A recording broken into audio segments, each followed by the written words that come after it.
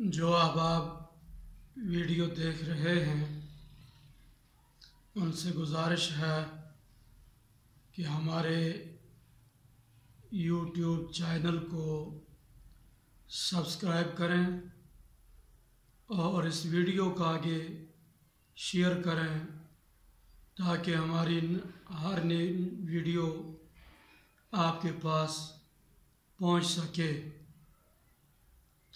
आज हम मुख्तसर से वक्त में नमाज के एक मकरूह अमल को बयान करेंगे। फ़िक़्ह हनफ़ी की मशहूर और मारूफ किताब नूरुल इज़ाह के सफ़ा नंबर 88 पर नमाज के मकरूहात का ज़िक्र चल रहा है। इसमें एक मकरूह का बयान ये है कि वरफ़उहुमा लिस्समा कि नमाज की हालत में आँखें आसमान की तरफ उठाना मकरूह है, इसलिए कि अल्लामा अब्दुर रज़्ज़ाक़ बुथरालवी रहमतुल्लाह अलैह इसके तहत फरमाते हैं, क़ामल इजमाउ अला कराहति ज़ालिका फ़ी सलात लिमुनाफ़ातिही अल खुशूआ।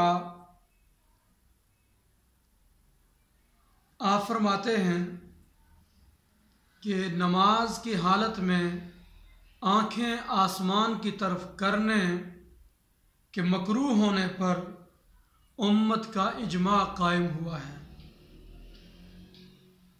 क्योंकि नमाज की हालत में निगाहें आसमान की तरफ उठाना खुशू मतलूब के मुनाफी है।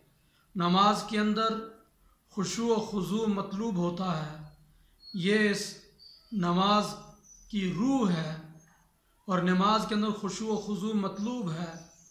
तो जिस वक़्त निगाहें आसमान की तरफ उठाई जाएंगी तो नमाज की तवज्जो हट जाएगी।